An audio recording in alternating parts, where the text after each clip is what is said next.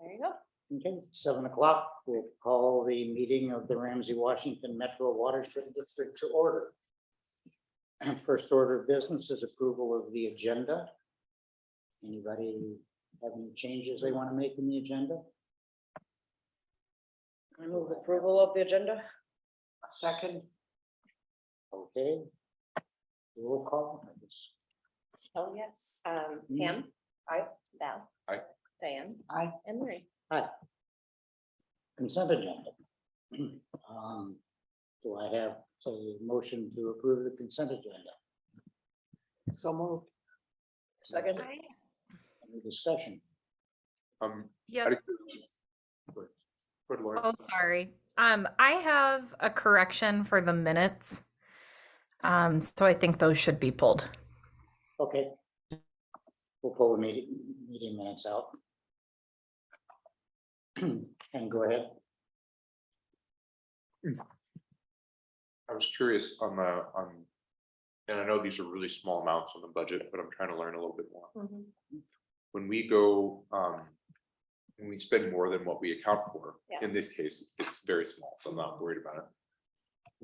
What's the process to say, oh, that's a good overspend versus like, ooh, that's not good? Yeah, I mean, we typically are looking at the reason for the overspend, of course, and in those small cases, sometimes it's a few $100s over.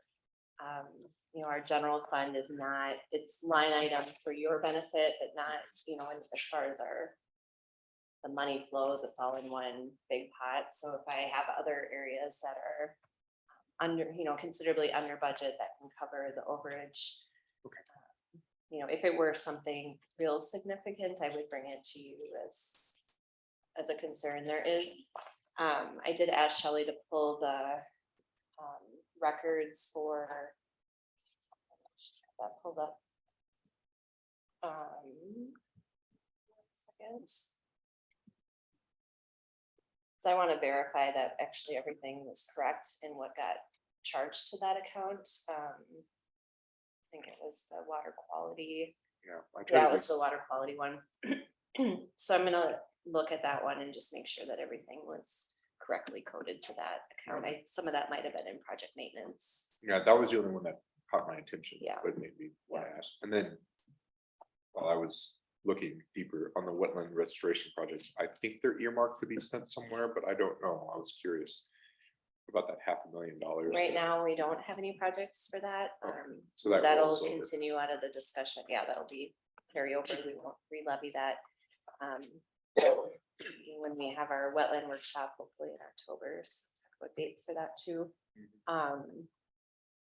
That will, you know, some of that discussion could lead to a project idea or some sort of direction as far as how you'd like to spend that, spend those funds. But Cool.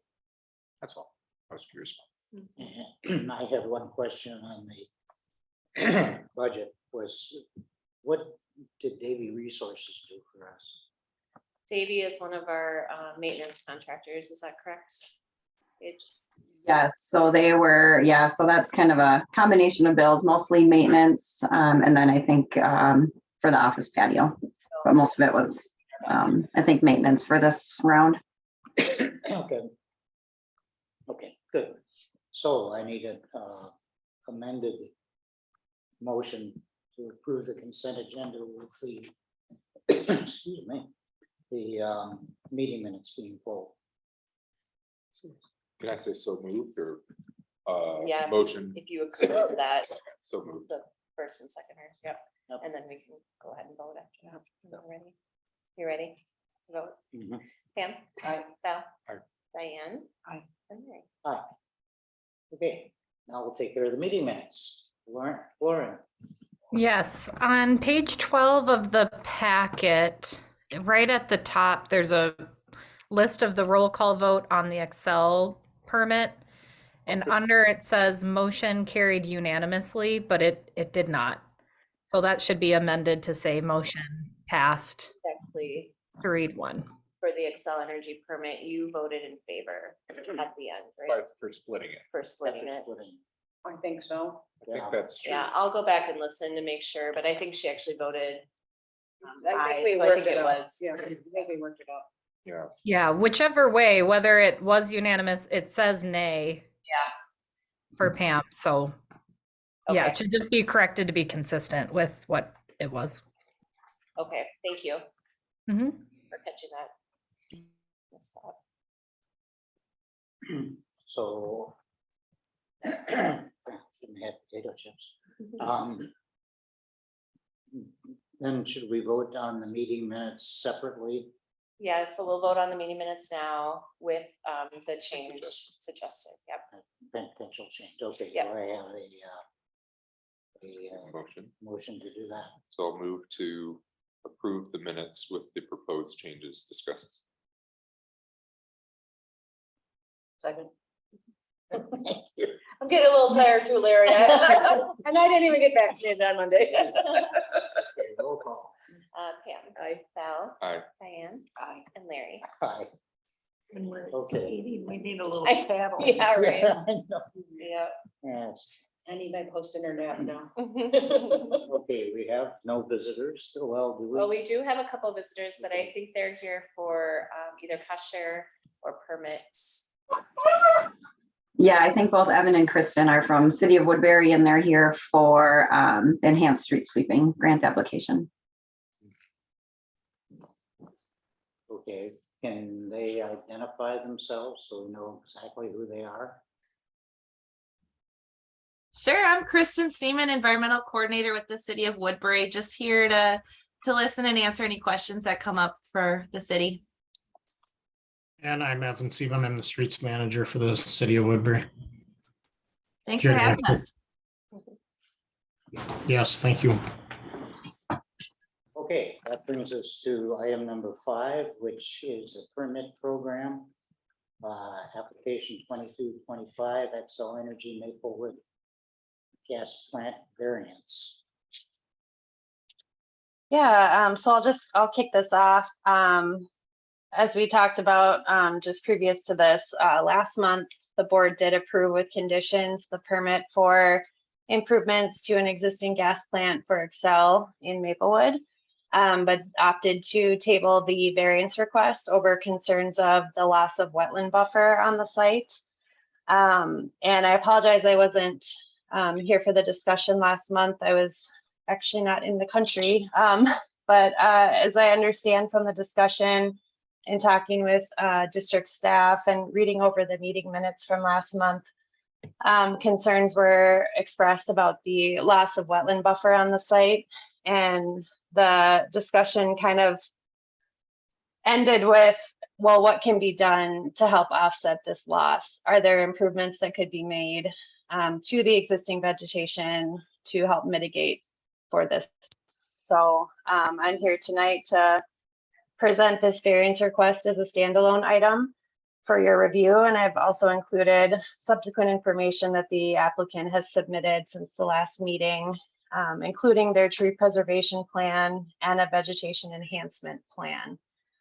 I did include the variance request narrative again, which goes over the project purpose and need, along with those plans that I mentioned. But the applicant is proposing to remove invasive species and then enhance existing buffer area with shrubs, herbaceous plugs, and also native seeding. And then they included their tree preservation plan as well. So looking to see if this is kind of in line with what the board was hoping for, and maybe helps alleviate some concerns over the proposed buffer loss. So I'll open it up to you guys. Comments from the board?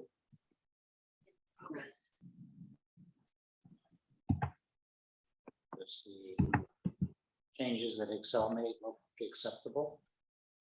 I was impressed with. I was happy with some of the changes that they made, but it doesn't, I mean, effectively, they're saying there's no other way around. They have to do the disturbance. And then I went through just an online search, which is definitely, don't recommend searching gas bill and natural disturbance. It's a very depressing Google search. But this particular pond is meant to hold spilled liquid propane. Right. it's classified as non-toxic. Or at least that's what I believe I read. So Yeah, and hopefully it will never be utilized. It's an emergency spill containment. But in the more functional long-term is providing pretreatment to the existing wetlands, which is certainly goes into staff's recommendation of the approval for this variance. Is the site in existing conditions is loading sediment into these wetlands. There's no pretreatment currently.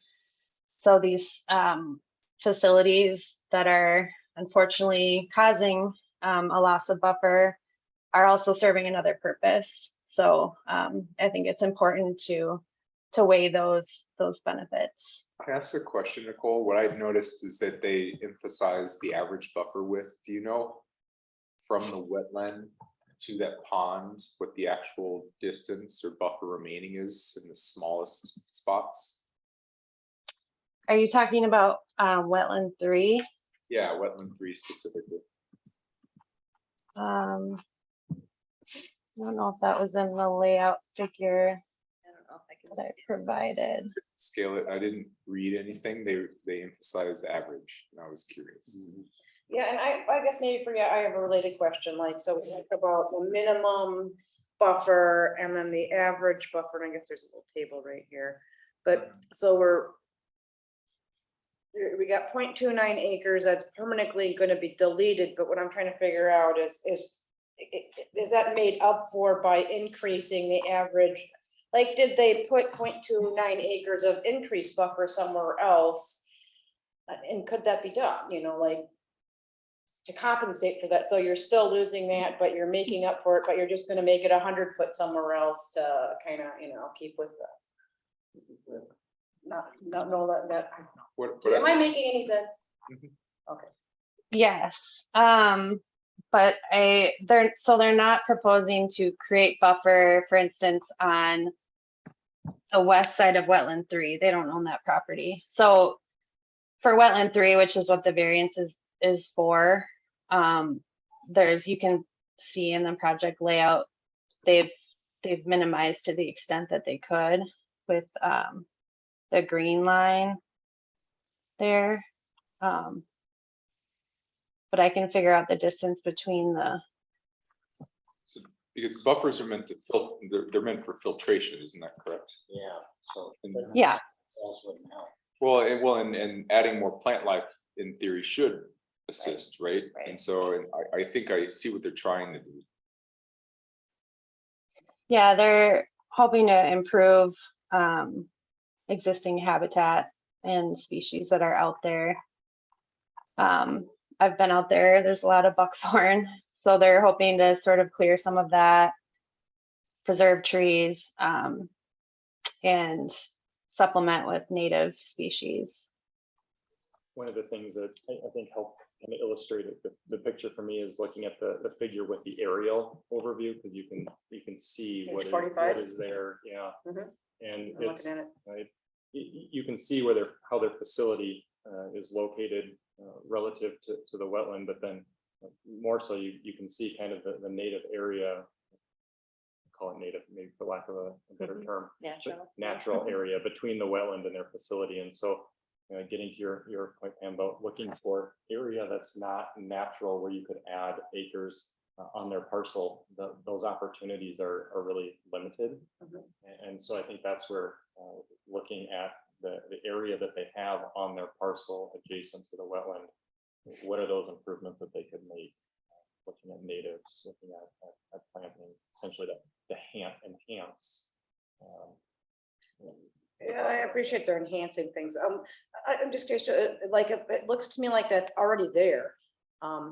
That's a map of aerial, like they already, they've previously disrupted the buffer and In the 1950s, I believe, yeah. So the site was built, you know, long before we had And the buffer buffer. requirements, so that where they're too close, is that what you're saying? Mhm. Yeah. Yeah, they already don't Or meet they're too average close buffer. So it's they're Um, trying to redevelop and now they've hit this and that's why they Well, can't they're- make the buffer requirement because their Right. existing structure Right, is already built into the buffer. Right. So it's not like they're gonna be disturbing the buffer to Right. make this project. Well, they are Yeah. for the pond. So the pond will be in that kind of pink hatched Yeah, orange, or orange, yeah, orange hatched. yeah, area. orange and pink, yeah. So they are gonna be disturbing the existing buffer, but part of the reason why they can't meet their averaging is because of that. No, They're I already can, too I close mean, to so that. one thing, well, that's just to me, I'm just, as a point, as we move forward and things get redeveloped, as things, we do these variances that eliminate, I'm just opposed to that in general. And Yeah. that's where my whole thing is coming Yeah. from, and I'm trying to get my head around this, I and think, and I don't have as much of an issue of you've got to temporarily disturb a beautiful buffer to make things better. That's not gonna lose anything over time, and it can make things better over time, but when you permanently lose something. But are you trying to tell me that we've already lost this 50 years ago, and the only reason why it's really a loss is because of this redevelopment? I'm trying to understand. No. They are proposing additional disturbance for water quality treatment. So I'm kind of, as on a personal level, I'm looking at it as protecting the wetland itself from sediment loading versus preserving what's left of this average buffer. So it is a cost benefit that you need to weigh, that they're proposing to do water quality improvements for the health of the actual wetland, which we haven't talked about much, that they're not impacting wetland 3, which is the highest quality on the site. So I just think that's really important not to lose that, but I understand your concern. I think the point was being made that we've seen this before where we've had variances being requested where they're not impacting additional buffer, and they're saying, hey, this is a variance because we already don't meet buffer requirements. And that's not what's happening here. That's partially what's happening here, but there is additional buffer impacts being proposed in that orange hatch mark area. So I think it's both, but I just think that given the project purpose and need and the water quality improvements that will come along with improving the wetland itself, which is what the buffer is supposed to do as well. I think that's important to think about. And what if we didn't, what if we denied this permit, and what would be the consequence? I think it would be problematic. I think there's safety issues associated with this gas plant, that it's not up to fire code. I can provide additional information, but I'm not sure.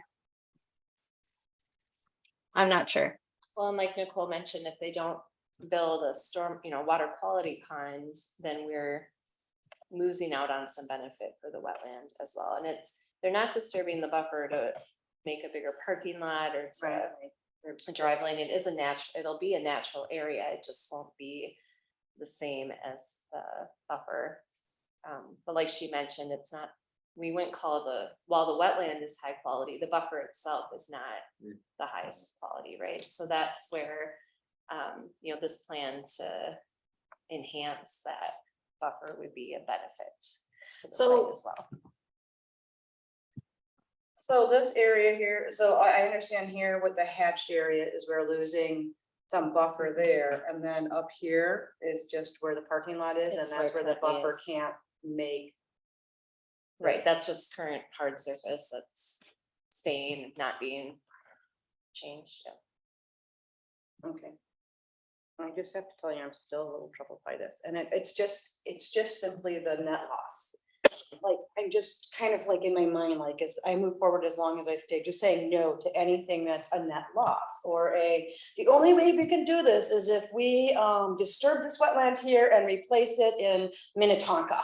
Because there's no net place to replace it in our watershed district. And just to be clear, just they're in not general- disturbing the wetland, so the Just the okay. I- Yeah, but I know, and I'm not just just the seeing, buffer, but just, to me, it's more of a higher level loss. yeah, That, the natural area. as Well, we since move it'll still be forward, that's what I'm natural area. struggling with here. Yeah, that's what I'm struggling with.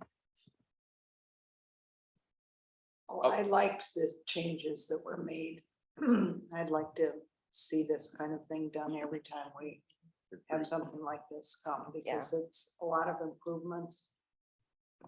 there is a balancing act, but it just seems to me like the balance is as good as it can be right now. And there's, the improvements are working. Yeah, this is kind of a rock and a hard place sort of thing. It's like, it's pretty essential for the general community and environment that we make a facility like that as safe as we can. But it is also important that we protect the area, the wetland areas around here. I thought they did a pretty good job of responding to what we wanted by changing things around and making them as good as they possibly could. Yeah. So I'm happy with that. To your point, Pam, I don't think if we turned it down, it'd be the last thing we would hear of it at this point, because it's a big safety issue. And I think Excel's done about as good a job as they can at this point. And it isn't a loss of wetlands. Again, the thing is, it's just, Protective buffer of a great, highest quality wetland that we have. I know, I get it. But it's, and you probably aren't gonna like it when I say this, but it is a regulation. It's not like a practicality. We have regulations for very good reasons. I understand that, but it's not like when they do this, the wetland is going to deteriorate and go away. It just doesn't meet our requirements. The way they've done it. I just see them making the buffer more efficient, smaller but more efficient is what I'm hoping. I don't know a lot about plants to be direct, but buffer is meant to filter. They're going to clean out things, put more things that should filter better. That's how I've been envisioning it in my mind. Yeah, that's what I thought too. But I also take your point, Pam. Yep. A little bit here and a little bit there. It all adds up That ain't over gonna work. time, Yeah. I'm still on the fence. You guys can go ahead and vote on it. I'll debate. I would add too, it seems like the board has a lot of variance requests for buffer impacts, but the vast majority are temporary impacts. We don't bring permanent impacts to you often, and we don't take it lightly as staff. So I just wanted to add that the 99% of the variance requests you see are for temporary disturbance and not a permanent loss. So this is a unique project with unique conflicts, and just want to add that, if that's peace of mind at all. Well, I do like that there's the benefits going on. I do appreciate that. It's just the net loss over time. I get it. I'm gonna move approval of permit 2225. I'll second. Any further discussion? Okay, roll call. So Pam? I'm gonna say aye this time, but next time I might just say no. It's gonna be moving forward. Aye. Val? Aye. Diane? Aye. And Larry? Aye. Okay, thank you all. Thanks. Well, I will say, I So will then- add to that, I mean, your advocacy for that is what brought a better plan too. I mean, Yep, that was, that's what I was gonna say too. Yeah. Thank Excel for stepping up Yeah. and trying the best that they could to take our concerns into account. Okay, good. Thank you. And we can put it on the tour next. there you There go. we go. But if they'll let If us they in. let us on, Yeah, yeah. that's right. I have to look from the other side. I thought about going over there and looking at it. I thought, maybe I better get one of those RWMW Yeah. signs with the side of my car. Yeah. So, You don't want to be lurking around. yeah. I wanna be- Yeah. Well, as a side note on, I know we voted, I think that if I'm remembering right, I think I drive by that on Century quite a bit, if that's where it is. I think it's on Century right by. And one thing that concerns me of that site is there's never any vegetation in because they spray it constantly. And how is that impacting, most herbicides are really toxic to aquatic life and humans. And buffers can help, prevent that toxic substance from getting into this high quality. So it's just a little side note there.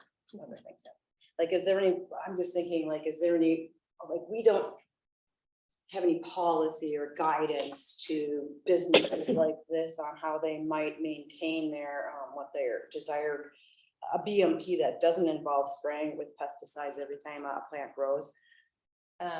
You know, we definitely work with landowners on maintenance and best practices for maintenance. But you know, we do use some herbicide in our own maintenance as well, so, but you know, in some cases if there was a special case like that, you know, where they're really excessive, we certainly can always consult with them on how to just better take care. And you know, we all have glyphosate in our blood. Yeah. The safe one. Okay, anything? Okay, enough rambling for me. Anything else on the report? Questions? Good. Thanks, Nicole. Okay, now. Thank you. Move to the application, the application 2229 CS for Woodbury Enhanced Street Sweeping.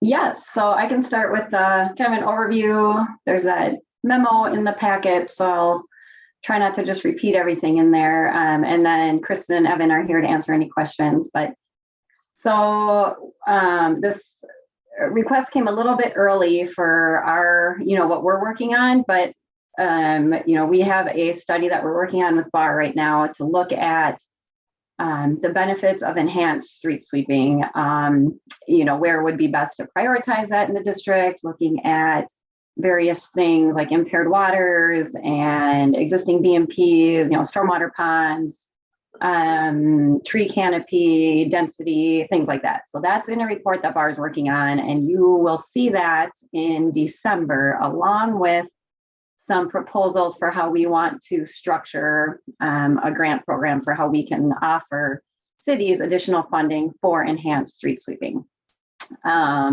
As we are working on our study, many other entities have completed studies, the U of M, PCA, I think in Madison, I don't know if it's the University of Madison, but somewhere in Madison, they have a really detailed study about the benefits of enhanced street sweeping.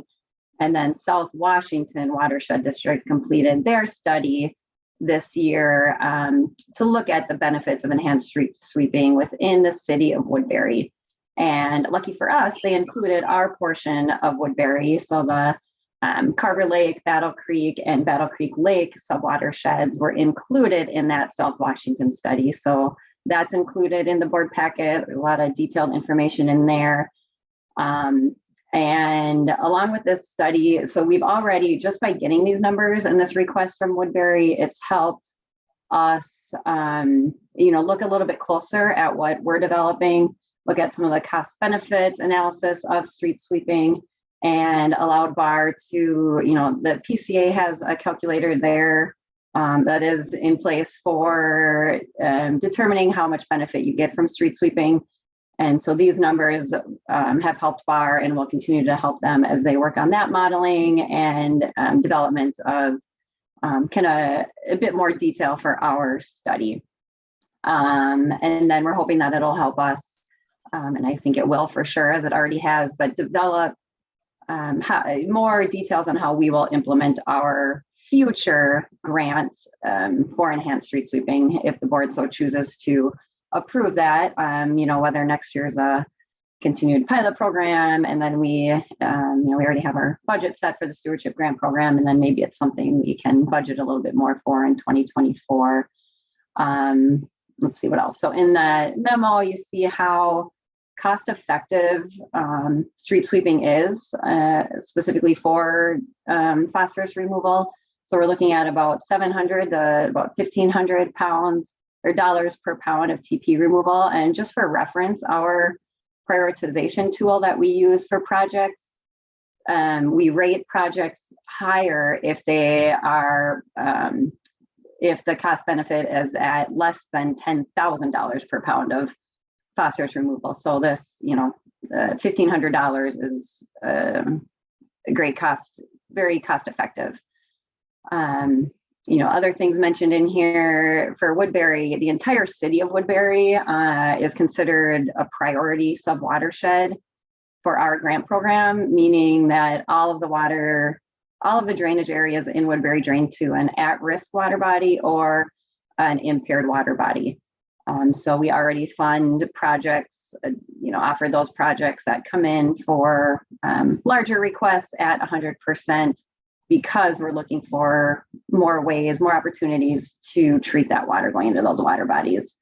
The other thing mentioned in here, another benefit of enhanced street sweeping is reducing the amount of maintenance that's needed on our BMPs and especially stormwater ponds. Those are very difficult for cities and counties to maintain. It's we don't need to get into that now, but very costly procedure. So, increased sweeping just increases the longevity of those ponds and other BMPs. And then also, does reduce the risk of localized flooding just by removing clogged inlets and outlets and catch basins, helping with that. And then let's see, the other benefit with the Woodbury, this request in particular, we would be dedicated that street sweeper for 3 weeks, beginning next week, as soon as this goes to the Woodbury City Council for approval. And they would dedicate those 2 street sweepers in our area for an additional 3 weeks. Right now there's just one-time sweeping, and typically it happens before leaf drop. So now this will happen, as leaves are dropping and when they drop. So we'll get some more data to see what's collected. They'll be, sorting that out and seeing what's in there, and disposing of that, hopefully able to compost some of that. I don't know. I think that's kind of the highlights. I think you just touched on that, but I just mentioned, that it's kind of a mini research project because we will be doing, or the city will be doing the weighing and the analysis of what's collected so that we can use that to determine what the cost of removing that material is. We don't know that from anywhere else. I mean, there's been studies done, but this will be very specific to that Model of that area. control, but. I'm for it, so I'm more curious about the data sharing when we'll learn more. That's more what I'm interested in. Well, here's the problem I have, and that is that the board hasn't decided specifically yet if they want to endorse street sweeping. We've asked for a study to see if we want to do it. Second thing is that we don't have a policy on how we would allocate the money. Third thing is we don't have a budget to do it, but it's not in the budget. It really doesn't fall under the grant program. More importantly, we don't have any prioritization that we can tell people why we did things. And the last thing is, what do we tell other cities when they say, well, gee, I would have liked to have been a part of that test myself. It's tough to give them an answer until you have a puzzle in place. And we don't have that until December. So it's kind of getting the cart before the horse to be investing in something that we don't know if we're going to do. We don't know how we're going to do it. We don't know what the follow-ups to do. I counted. I think we have 10 cities in the watershed. Well, yeah. Well, okay, that's even better. Because if we had 10, we Well- have $500,000. Bingo. And some of them are tiny, right? Gem Lake, they don't even barely have streets in Forgot our. about Gem Lake. But there's like one, private street, but Yeah, I mean, you so could- some of our cities are quite small in that way. They wouldn't be the same level, but some are quite large. But So maybe they want to know, like Shoreview has its own street, so Yep. they come Yep. by our house. They come before the leaves fall, they come while the leaves are falling, and they come after the leaves so fall. there's no bill.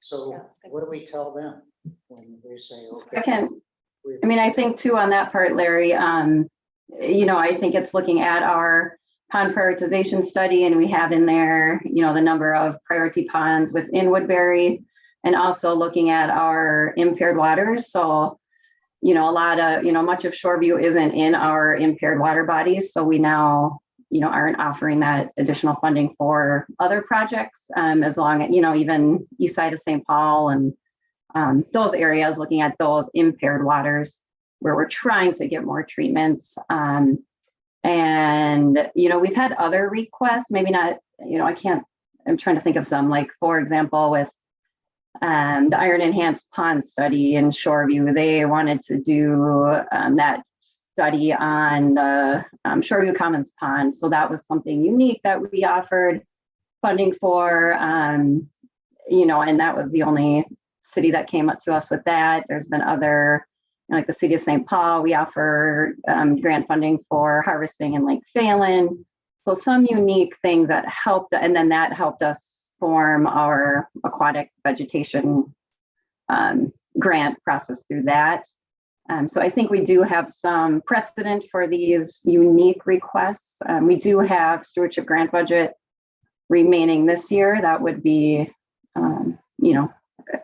could be allocated to this if you so choose. I don't know if that, I think that addressed some of your questions, but I don't know if I got to all of them or concerns. Not exactly. My point still is that we're sort of in the process of doing this. And to jump in with one city, I'll go back to Cliff. Made the point that once you start doing something for one city, you have to be prepared to answer to other cities as to why you're doing it. And we're not in a position to do that. But if the answer is. So I have, so 30 years ago, when I was the chair of the Environmental Management Commission in Oakdale, we did studies on street sweepers, and there was plenty of data available to convince us that it was a very cost-effective way to help reduce phosphorus 30 years ago.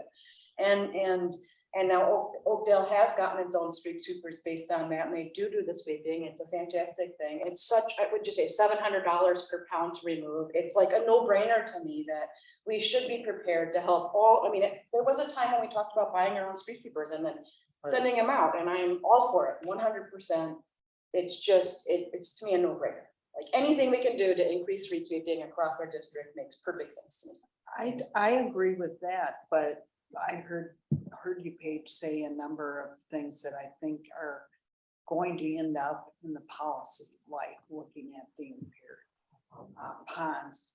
But what I'm interested in before we embark on this for one city is information about the different cities, what their policies are, their frequency, and then look at the benefit for that area because of the impaired waters, etc. It just, I don't think we're ready to just do a pilot because somebody was smart enough to come to us first, even though I give you credit and it's a good idea.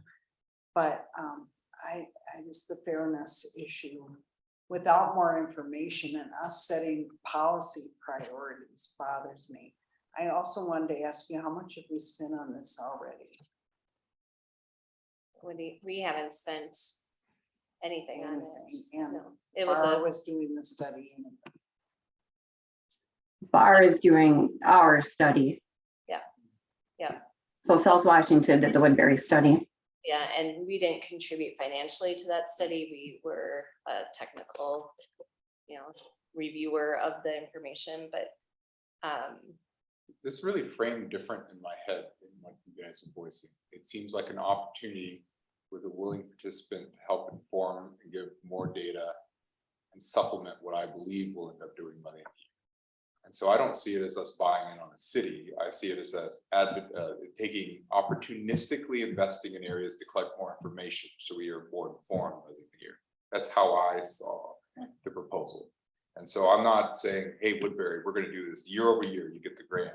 I'm saying spend the 50K now, collect the additional data and understanding so we can make an informed decision now with plus more data going into December. I'm exactly on the same coin with the flip side. We should have decided where to start with a pilot policy.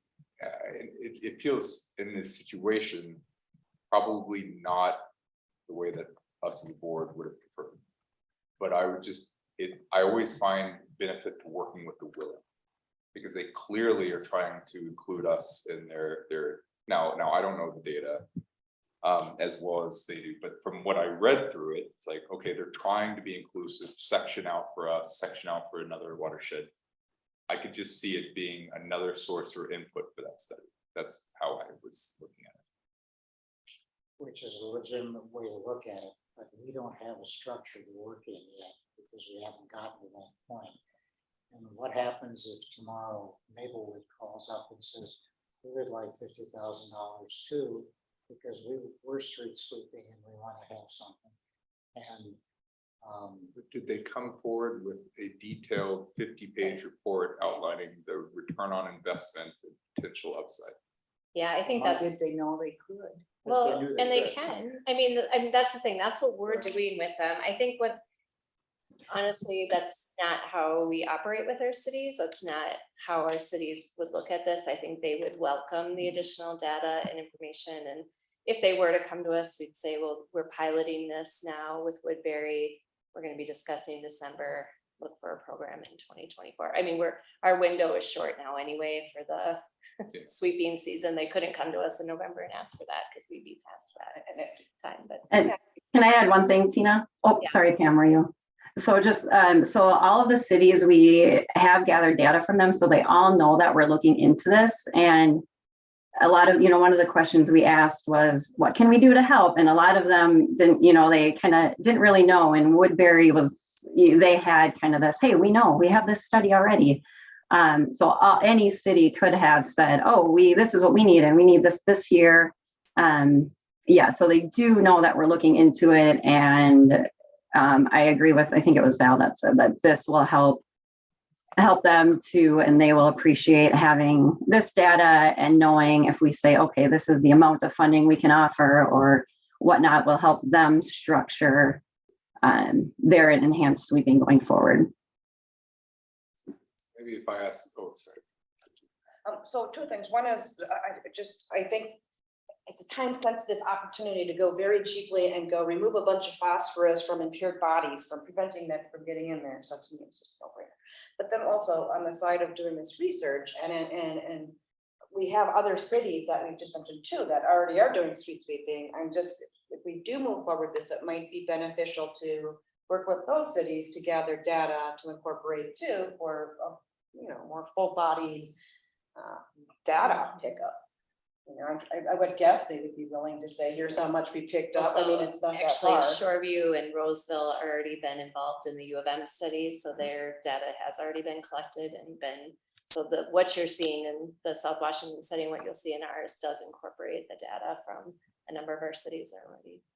In the report kind of highlighted, or at least early in the report, I thought I saw within our district. That's great. I see that. There was some overlap with Yeah, well, so the overlap, yeah.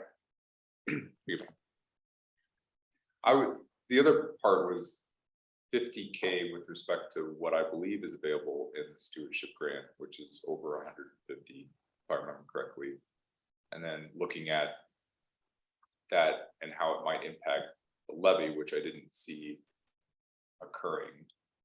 And so if the discussion needs to be, should we pick Woodbury first, maybe we can have that discussion. If there's people against picking Woodbury first, then I'm kind of interested. I always find working with the willing a good first step. Yeah, I don't disagree with that thought, but the problem is that we don't have, from my point of view, we don't have a strong context to work in. It's not that I don't, that I think that street sweeping is bad or that it's not helpful and things like that. It's when we start to give money to people under a program, we need to have a context for it, we need to have a reason for it. And that to me isn't there yet. We haven't gotten to the point, and we won't until December until we can get a lay of the land. We can decide how we're going to prioritize things. We're going to decide how we're going to budget them, if we're going to budget them. We don't know any of those things. So this is kind of a thing where, yeah, it's a good idea. It doesn't fit within an organized context. I think it actually, I would argue it does. This is I would say it's a proven water quality BMP. What our study will do is prioritize and find the locations that we would highlight. Now, as Paige mentioned, we're precursor to what you'll hear in December is that those areas are near our priority water bodies, which is where I've already prioritized. And in those locations, cities can get up to $100,000 in cost share funds to do water quality BMPs. Now, whether it's a rain garden, a large rain garden on, somewhere, or they're street sweeping, it is a water quality benefit that. Very good point. We described street sweeping as a BMP. In our Oh, plan, isn't it in our well, I plan? don't I know. thought it was in our, isn't it in our plan that street sweeping is a valuable BMP? I thought we had something in there. I gave a quick look through. I didn't see anything. Yeah, I'm not explicit. sure if it's specifically, I'd have to look through it too. I'm not positive on that. Probably had some, okay. my If- brain if- had something Brandon, in was there. the study coming in December? Well- When is it coming? Yeah, December. It's coming in December, and as Paige alluded to, the numbers are in progress, they're coming together, and so just this study in and of itself was a data point for us as we're reviewing our numbers to make sure that they're lining up both with the event study, but also with this study here in South Washington. As Paige mentioned, the study is going to indicate that there are likely going to be high priority areas in different multiple municipalities within the watershed, and the impaired waters that this area in Woodbury drain to are a reason that you're going to hear about in the next, when it comes to the board, as why these areas in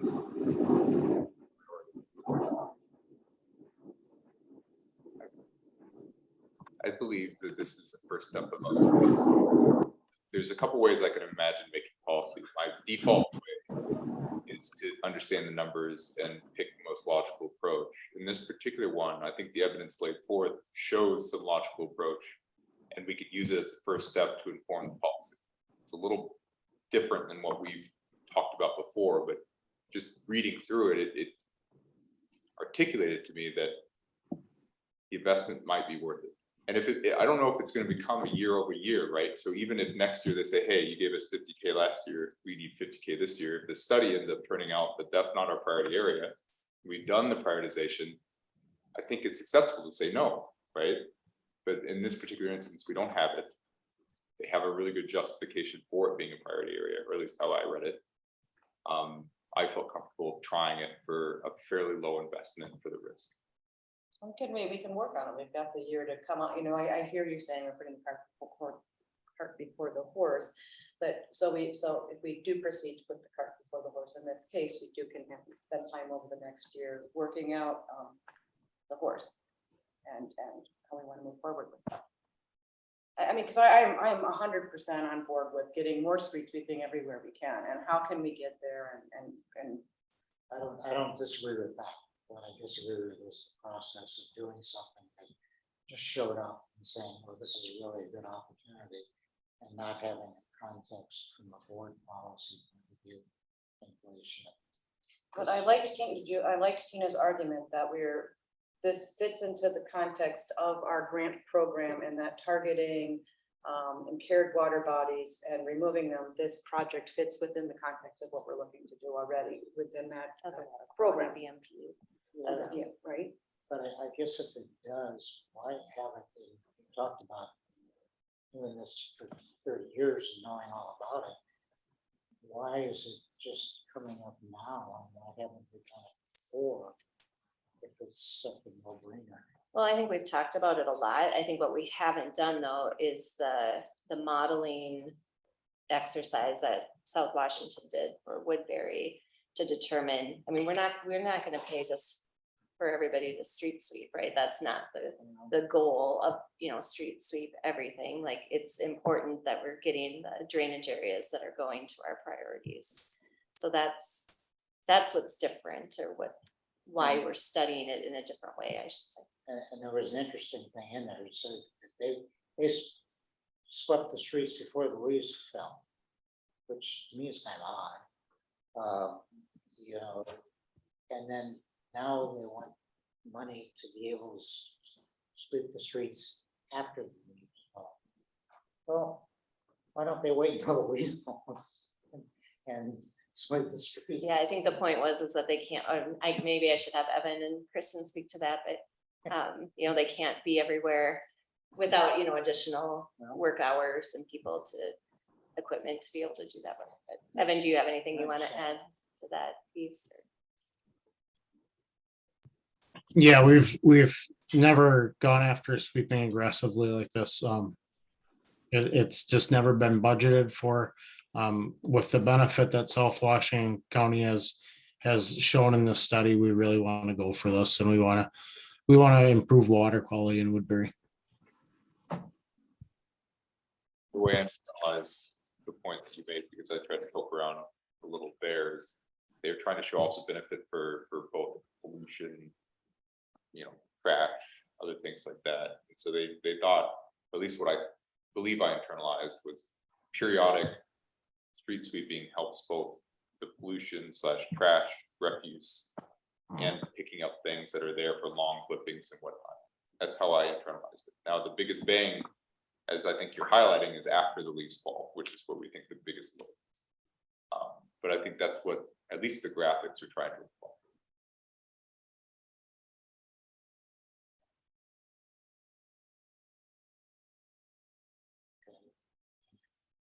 Discussion, I'll ask for a motion, we'll vote.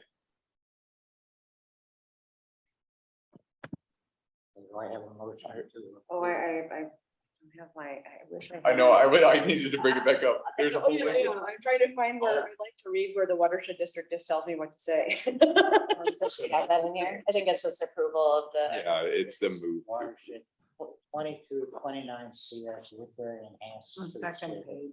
I move to approve that, what Larry just said. 2229 CS. I will second. Okay, any further discussion? Roll call. Pam, Aye. Val. Aye. Diane This Yeah. one time. No, and Larry. no. Not that I don't think it's a good idea, not that I don't love Woodbury, that's not the point. All right, thank you. Thanks, Kristen and Evan, for coming. Thank you for your time. At some level, I'm happy that it passed.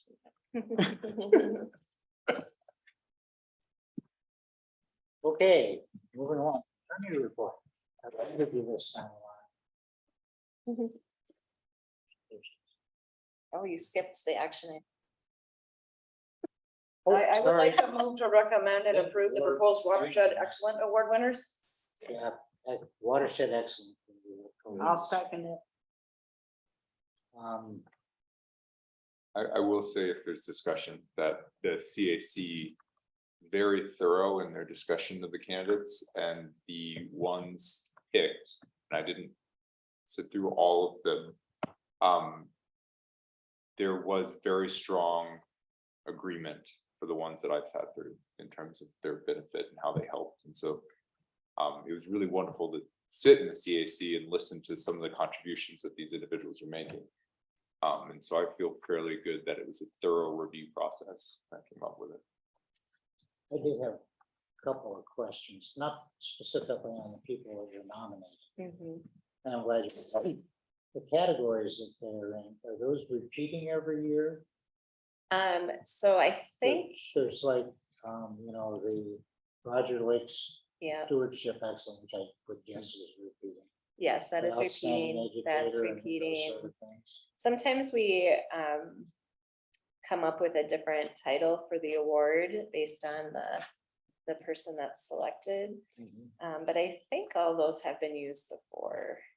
Innovative stewardship, that one might have changed a little bit. Community steward has, an outstanding partner has been. Okay, that was my only question. Okay, so we have a motion to a. We have a motion and a second. Yeah. Yep. Second, okay, Yep. roll call. Pam? Aye. Val? Aye. Diane? Aye. And Larry? Aye. Thank you. Okay. And make sure you get that event date on your calendar as well. Yeah, November that's 7th. really a Yeah. nice, let the CAC Thank you. know that, the nice comments about their work, 'cause they Yeah. really work hard. Yeah. I wrote a nice Zoom message, Oh, but that was about it. Yeah, every time I've ever gone or Zoomed, I'm just so inspired, and these people are so amazing, I always just start bawling. Tears are. What time is the CAC meeting, by the way? It was 6:30 on last, I believe, Wednesday. 6:30. Okay. I know there's one this month. This month, December, I think December 10th or. The only website said there was one this month. I'll have to look at I that. put it on my calendar. Yeah, there will, I don't believe there is one until December now. I carried his number. I'll double check on that. It's said, I think the 25th. Um, Of October. Yeah. Oh, maybe there is in preparation for the event. They do a lot of work, so I'll double check on that. Let me know. What was that? Did it say that in the packet? Because Carrie wrote the Yeah, it's on a packet. Tuesday. It would have been on. mean, we could look real quick. It's on the website. On my, Worth it. I was planning on going, but I won't be. I able to. appreciate Yeah, I Diane have it bringing on me. Tuesday. okay, That's Yeah. on my calendar. Yeah, I appreciate you pinging me. It's like, hey, you should go. oh yeah, It's October good. 25th, you're right. Yeah. Sorry about that. It's okay. I was thinking it was, I was already fast forward November. I'm like, no, the You're event. already in December. No, in Columbia. Yeah. October 25th and then December 13th, What's October 25th? the CAC meeting. And The it's next. 6:30. Yes.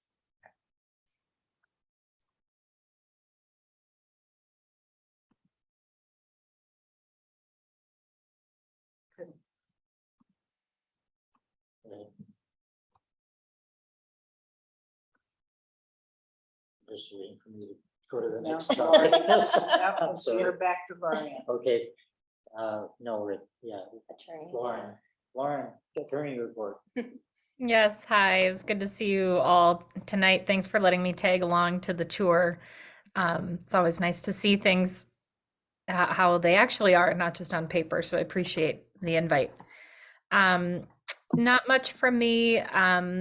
Part of my task this month was to draft the notice for the tour. So anytime the board is meeting outside of a regular meeting, we have to publish notice or post notice. And that included the updated meeting time as well. And then Paige and I have been in touch about the street sweeping agreement. So since that was just approved, I'm sure there'll be more work to be done on that with the city of Woodbury, but that is kind of poised and underway. So hopefully not too much more on that. Alrighty. Okay, that brings us to item number 9, board issues. Anybody have anything to add or subtract from the log? Although one of the items was completed, and we'll get to that later. But I put on here manager topics because I didn't have anything specific from anybody. But Pam, would you like to say something? Well, I'm just confused as we're on the agenda, but I did have a couple of things that I didn't get around to that I was meaning to, just a couple issues. So one, every time I get a big rainstorm in Oakdale, right by the intersection of where I sent you the video where I was driving through the foot of water as it was gushing out of and overflowing next to the Speedway gas station. Well, there's just this giant pipe, and when it rains hard, it fills full, and this giant pipe is forcing so much water through this little ditch that I find it to look just scary and super dangerous that somebody could get wiped off their feet or if they got in there, I'm just envisioning that anybody who accidentally got in there would die. And so maybe this kind of thing happening every time it rains, maybe we could look at it as is this a safety issue, and is there something we could do to reduce the risk of I had the same concern in Battle Creek at a park, and we did ultimately change the design so that it wouldn't be such a safety risk if somebody were to get in there. And I'm just, I would Part of like, our system, do you know, or is it a city? I have no idea. I'll I have to just get the know, exact location so we can look at it. but I will, yeah, and it's do you know where McDonald's is and where Speedway, 10th Street and Century? Oh, 10th and Century, there's a speedway, and right to the back corner of it is where this, yeah, but I can maybe email you with it. And then the other thing I noticed when I was driving through town today is there, and I believe it was a protect a wetland over, now I'm and envision yourself going in Woodbury, you're crossing 4th Street, you're crossing over 494, and right to your left where there's that, or you haven't even crossed over yet. No, you have, you've just crossed over. And there's wetlands and there's townhouses, Yeah. and it's like 4th Street in Hummel. Yep. And so there's a lot of construction going on next to the roadway there. And I think it's probably due to that The gold mine. MTC thing going in. But I remember when that development went in, I was very concerned because it was a protect a wetland. You know, I'm really concerned about those things. And they were disturbing right up to the water's edge. And so for years I went and took pictures like, what's gonna happen now that they use no buffer, and is this thing good? And it is all, it like used to be open water, and now it's all vegetation. And I just lost track of keeping track of it. But anyways, that same area trip, I'm like, again, the black tarp thingies the silt fences are right up at the edge of the wetland with no buffer at all. And it's concerning to me.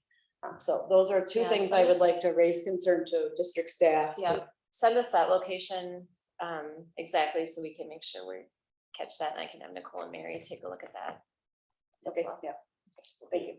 But one other thing for Pam, on the mod newsletter, they talked about awards for staff and administrators. Oh, yes. I would also like to propose that we nominate Tina for the best administrator.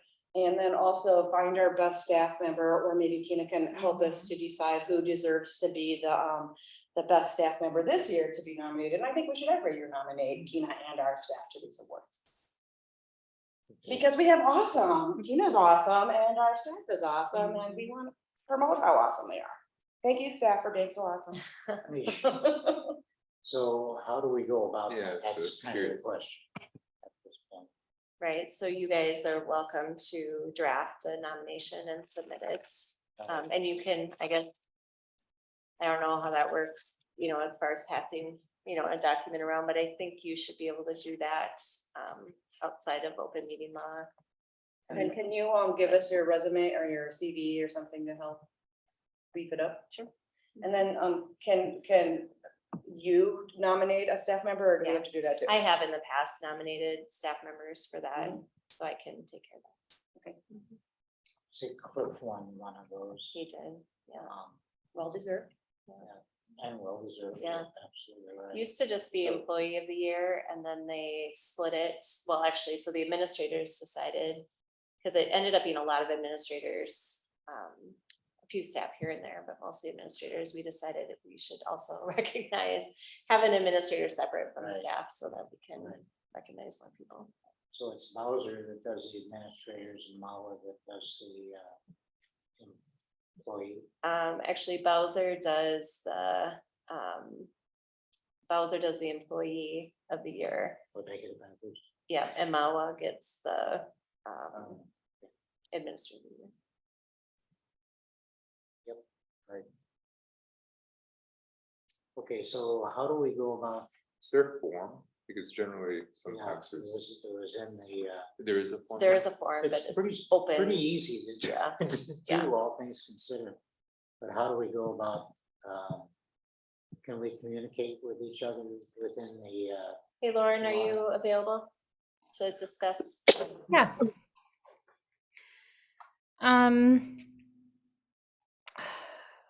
I think maybe what we should do is do a motion to at least establish what the process is gonna be so that it's clear in the record what decision was being made tonight. So for sure to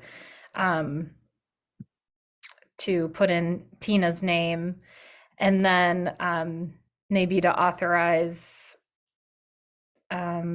members to work with Tina on the staff member application.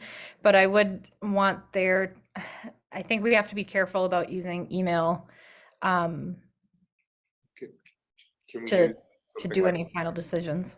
Can we use like OneDrive or some shared site and pass around a document? It's really no different because the problem is we need it to be Yeah.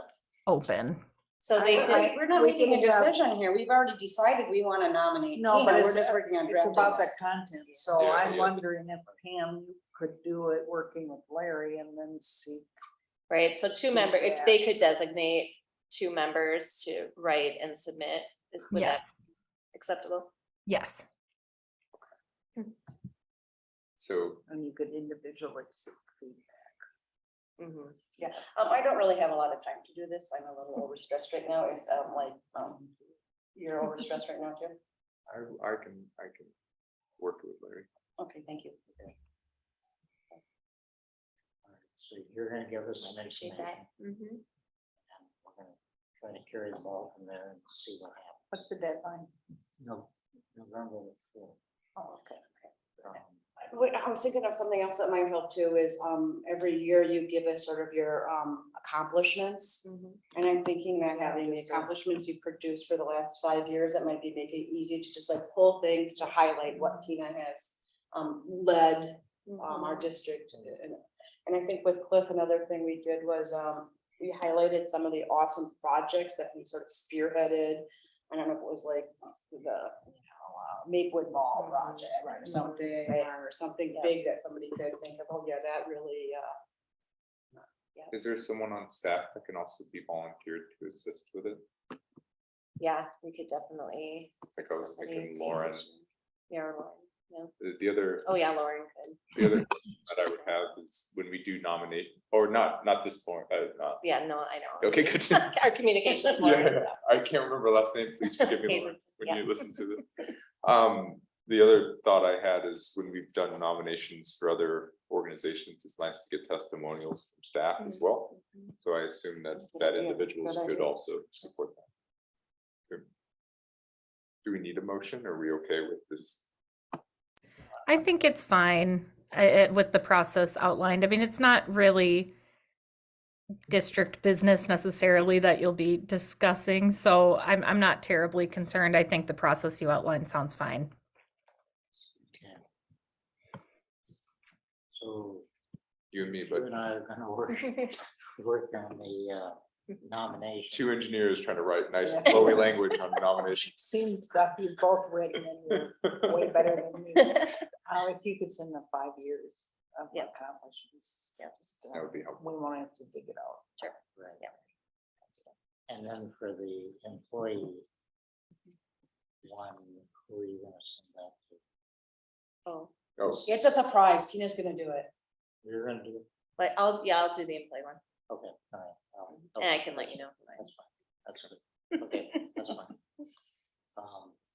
Okay, thank you. That brings us to 10. I'm up. You're up. up. All right. Tyler. You're awake, right? Do you want us- do you want us to throw a bunch of questions at you now? or- no, just kidding. You can interrupt me, I go. By the way, just a quick opening comment. Everything I read in here is just amazing, so. Yeah, all right. Great job. A good way to set the stage. Yeah, good tone. Okay, Or we could start low. and You're right. I didn't like any. That's like that, like live. no, we'll start the way we did. So yeah, I'm here to give a final update on the completion of our inspection standardization tool that we developed this year. The first half of this presentation is going to be very similar to the update I gave, I think, early this year. So I'm going to not breeze through it, but I'll go through it pretty quickly, but feel free to interrupt if you have questions. But then I want to do a demo of the tool for you all. And then I want to talk about findings that we had from the 2 tests that we did, and then talk about kind of future recommendations that we have for the tool. So with that, just to bring everybody up to speed again, the purpose of the tool was to standardize the CIP inspection process, which includes creek systems, district facilities, and then other infrastructure that the district owns and operates. And we wanted to create a prioritization framework for selecting next year's maintenance projects to be included in that CIP every fall. And To do that, what we did is we obtained and reviewed previous inspection data, both from Ramsey-Washington, but also from other watershed districts and cities and other studies that have been completed around the metro. We categorize all the different types of facilities that the district owns and operates and inspects every year. So that's stormwater BMPs, pipes and culverts, outlet structures, weirs. There's a lot of different miscellaneous infrastructure that the district inspects. So we categorized all of that. We developed a scoring system for the inspections, and with that mobile data application using the district's iPads and their ArcGIS field map subscription that they have and that BAR has. So BAR hosts that on our servers, but we share everything with the district. This is a map of the district, obviously, but just wanted to highlight some of the different types of infrastructure that get inspected. This was data provided by district GIS staff for all of the different sites that they go to every year, excluding the tunnels. This tool did not include the tunnel inspections. That's a separate process. So this is just looking at kind of single site infrastructure or sites that have multiple pieces of infrastructure. And like I did before, I want to use Double Driveway Pond just as an example to help kind of guide through the process of what we developed, and then I'll actually show you how we would go about doing an inspection at Double Driveway Pond as well. For the categories, like I said, we reviewed a lot of different data sets and processes that have been developed for putting these categories together and developing a framework for the tool. Which include past CIP inspections, all of those notes. I think we reviewed 3 to 4 years of past CIP inspection notes, GIS files and other tools, specifically the water quality project prioritization tool. We leaned pretty heavily on that since that was the most recent tool that the district developed and was approved for use moving forward. So with all that information, we created larger categories that encompass all of the inspected infrastructure. But like I said, because there are some pretty unique sites that the district owns and operates, we included somewhat of a miscellaneous category to just help capture everything and make sure nothing went unnoticed. And then for each category, we created inspection items to be filled out in the field. So that can range anywhere from erosion to some sort of damage, sediment buildup, cattail formation in ponds. It's very specific to the category.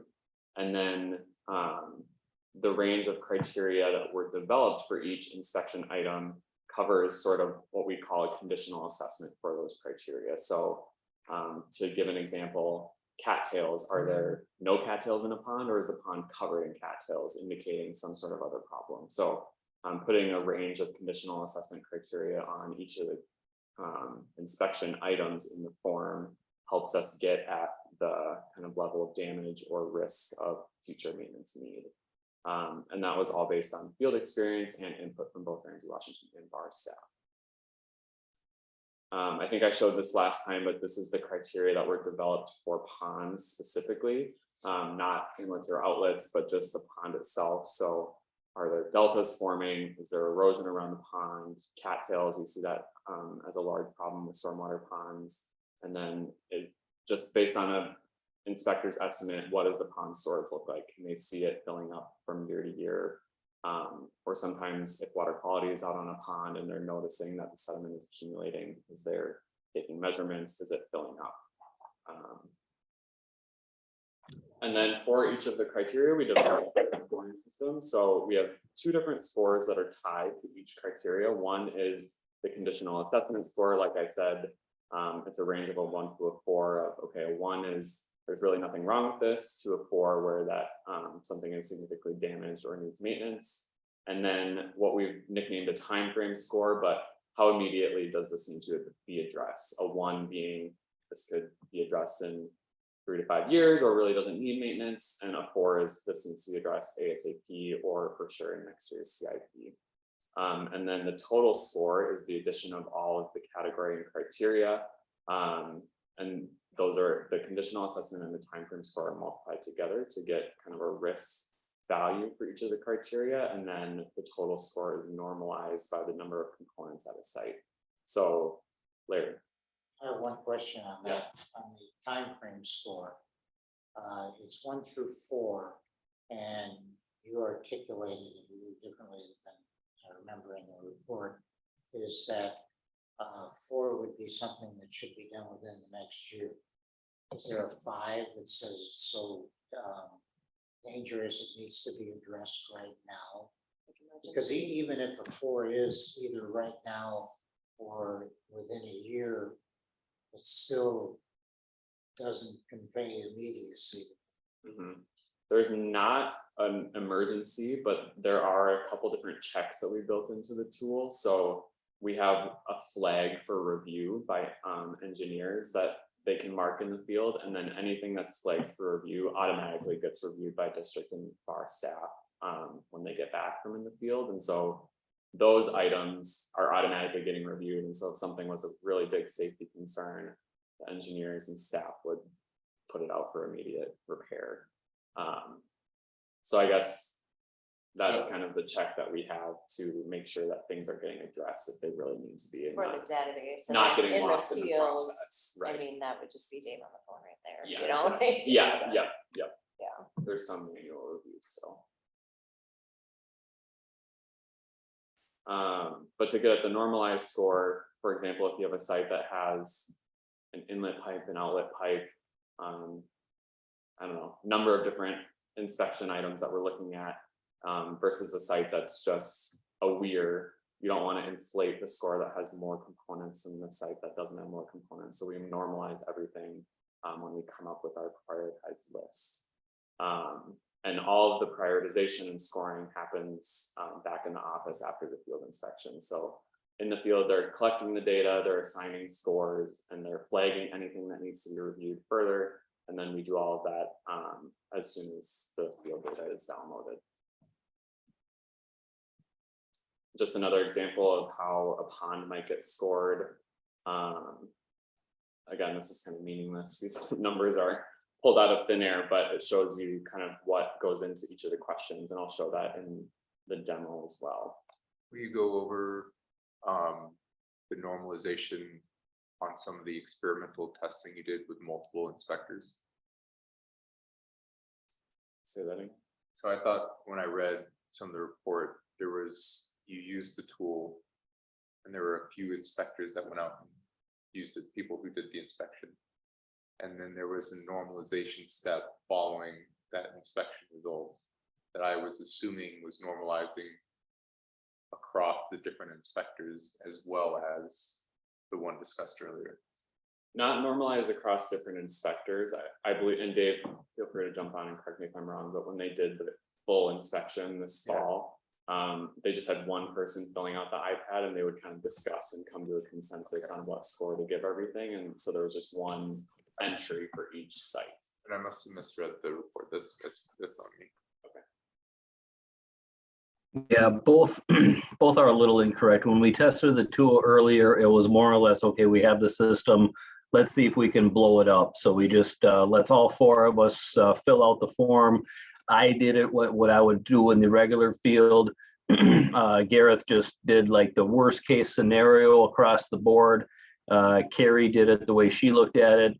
And then Gabby did it exactly the same way. So we were just kind of testing sites and pushing buttons and making sure things worked on that field inspection when we were out before.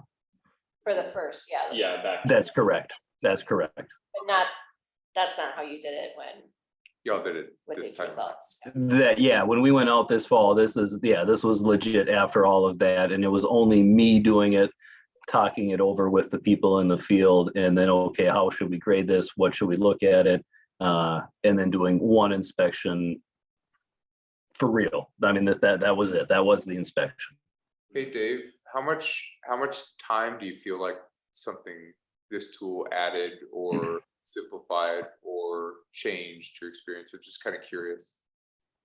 I think this one time it added about a day extra worth of inspection, which in my opinion isn't that bad at all. But I do think it'll give me the ability to go out throughout the year as I see these sites to maybe do a spot inspection or 2 as opposed to just the one, which I believe in the long run will save some significant time opposed to, I mean, shoot, if I was there just 2 weeks ago, chances are I don't need to come and look at it, within 10 days of seeing it the last time. So I could just fill it out while I'm there on my phone as I think about it over the course of next summer. Thank you.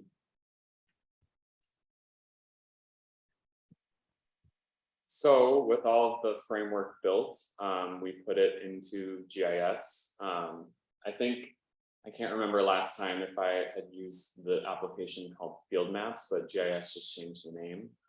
So that's, if you notice a difference, that's what that is. So we built the database in Field Maps to tie to the ArcGIS online server. And then the base map that's loaded onto all the iPads includes points for all the infrastructure, and then you click on a point and it brings you to an inspection link, and then the inspection link has where you fill out all the conditional assessment and the timeframes for, and you can add general notes, and you can take photos, and I'll show you what all of that looks like. And then we didn't have this available for this year, obviously, because it's the first year, but in the future, you'll be able to click on a point and pull up past inspection records to be able to view everything that was taken the year prior or 2 years prior to track how things are changing, or if you have a question about something that doesn't look right. And then, like I said, there are flags for further desktop review built into the tool. And then we can also attach as-built photos, other records to each point if we need to pull up in the field. So we don't have to bring that on paper or have that loaded onto the iPad itself. And then Field Maps talks to Survey 123, which is just another ArcGIS application, and that's where actually all the inspection data is collected, and then that ties back to the database called in Field Maps. So that's about all my knowledge of GIS. So if you have specific questions, I can pass those along to our staff, but that's how everything works. So when you say past inspections will be available, we're going to be able to go through the website? No, just Okay, available so to our staff. to your be able staff. to- Yeah. I had So if somebody has a question and says something's impaired, a culvert or something, they can submit the question to the website through that, and then staff can look up the history. Yeah, absolutely. Or give us a call if it's one of you, obviously, just get in touch with us. I had a question actually to build off of hers in terms of, do we have, or will this come up as a future activity to look through maintenance of the tool, or maybe a revisit of history for some of it? Because it seems like the rate of change of the scores might be pretty important. Yeah, we can, it's not currently built in. We can look at that and add it as a field or an attribute to the specific site and say, what's its average 10-year score, or what's its last year's score, or something like that. But there is an ability to change. So say something was looked at in the field in August and it doesn't warrant maintenance and doesn't score very high, we can still have it flagged to look at it before the next year's CIP. So we can track it that way as more of an asset management in the system. Okay. But yeah, that's a good point. We can add, or we could tie more numerical values to each site to look at scores. And typically when we release apps, and I do want to get to like them all, I'm sorry, I'm trying to ask all these beforehand so we can spend more time with them. Is there, when we've released apps, there typically is some maintenance costs that come year over year in terms of ensuring that everything's up to date and working well. Is that something that we should consider or talk about later if there needs to be? Yeah, I have some recommendations for future to be included kind of annually. So we can maybe talk about that then. You asked for it to be included in the budget, and I agree with that.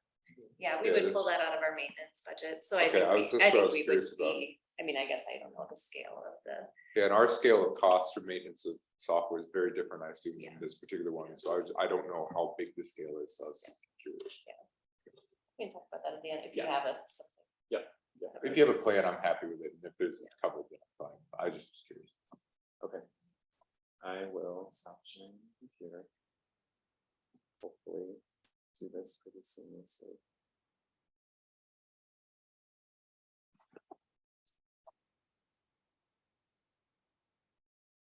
Okay.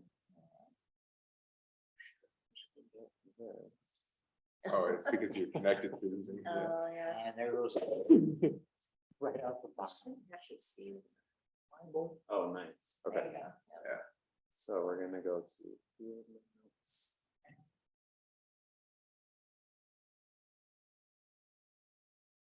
So just to show you what the full map looks like, this is the whole district. We have a couple of different layers loaded in here, but what we're interested in are the green triangles. The circles are different SWIP sites. And then we also have some storm sewer infrastructure in here. We have all the water bodies, and as you zoom in, I think more information pops up in certain areas of the district where we have GIS data. But just to stick with our double driveway pond example, I'm gonna zoom in there. Yeah, as we can see, we have a couple of streamlines, which is upstream of Fish Creek here. And then we have storm sewer, but you can see at double driveway, we have 4 different inspection points, the 4 different triangles, one for the inlet, one for the driveway, or there's 2 pipes under the driveway, I believe, and then one for the pond itself, and then one for the outlet. So the triangles are little Daves. Little Dave's. Yeah, little Dave was there, Dave was there, Dave was there. Yes. Yeah. So, yep, if we're in the field. Mini Dave, triangles are Dave. Oh, I think you should totally change out the little triangles. Little Dave. Dave's face. Put his hat on, yeah. Can you do that? I told you my GIS allowance stops at what I said. So. Have a Yeah, chart great. like the phone. Is there a way to veto that and stick with the green triangles? You decided to leave, Dave. That's what happened. He's still paying attention. Yeah. So to just go through an example, if we're looking at the outlet for the double driveway pond, I click on the green triangle here. This just pulls up some general information about the site. So this is where we could load past scores. We could add links to different as-built that are stored in the database. And then next year, there will be a link to the last year's inspection record. But for the purposes of today, I'm just going to click on this record CIP inspection, which is the link that brings me to the form. And it brings you over to survey 123. It loads. And so in here, you can see this top site information is the same thing that was in the database. So we have the unique ID for the specific outlet, what subwatershed it's in, and then the kind of general name, which is double driveway pond outlet. We have a field in here for risk assessment. That's something we also talked about in the future for sites that are tied to flooding. We can look at what the flood risk is for certain pieces of infrastructure. That's something that we haven't quite built in yet, but could be a future addition to the tool too. But then going down into the record, obviously the date of the inspection is auto-populated. The inspector name we would just enter in, and then every single site you choose what category it falls under. So here we would choose outlet structure. And then depending on what category you select, all of these different criteria pop up. So if I were to select pipe culvert, there would be other categories that pop up based on what bar staff and district staff determine for each of these categories. But we'll stick with outlet structures. So the first question, what is the structural damage? Really, these are tied to, it's called a NASCO rating system, but essentially for pipes and culverts, this is a way to assess the damage. So for the example, we can say it's looking really bad. There's a lot of cracks. And then we assign a time frame value for this specific criteria as well. So maybe that's something that we'd want to get replaced right away. So we choose a 4 for that. I can add notes and say there's cracks around the flared end. I don't know if that would really be super important, but we can add any notes that we want there. If there's blockages, maybe we say over 50% of the outlet is blocked. Also something that needs to be repaired immediately. We could say there's a log stuck in the outlet pipe. So where do you put in the cattails? Because you had defined areas. So that would be, there's a point for the pond itself. And so we would select pond in the category. And then there would be cattail questions for that too. I also saw one of the bullets said, do we own it? Or we own it or not? Yep, at the bottom, there's a choice to say if it's district owned or not. So yes, no, or unknown, and then I'll talk a little bit about this after, but once everything's processed, we can actually send inspection records off to different partner cities or other entities that own this infrastructure. Dave, go ahead. I just like to point out with that comment, we did find some other areas when we sent them off to some other area, Ramsey County Parks, a couple, the city of Shoreview, and they all acknowledged it. And some of those items have actually got replaced and fixed since we've had those pages done. So it was a nice addition. Thanks, Dave. Great. Yep. So just all these questions are pretty much the same, just to go through here. If we have any known notes about the last survey, we can enter them here, but then we go through and check yes for district owned. Yes, we should probably review this further. I think Dave, and you can weigh in on this. If they were in the field and they saw something that was pretty questionable, they would automatically just say further review for engineers, and then we can. That's correct. If there was any sort of question like, well, let's look at it, see if we need to come back out or take a couple extra pictures and at least double check it before we just say no. Right. Yep. So there's two ways to trigger a flag. It's this one, and then if the scores roll up to a certain value, right? So there's two triggers. Yeah, exactly. And you said you were gonna put in the as-built information. Mhm. Yep. And then last but not least, we can take a photo. Jeez. I was gonna ask, can you upload a photo? Yep, upload photos, that's in the record, we submit, I'm just gonna save this in the outbox for now, but then you submit it, and then you would go back to field maps and move on to the next one.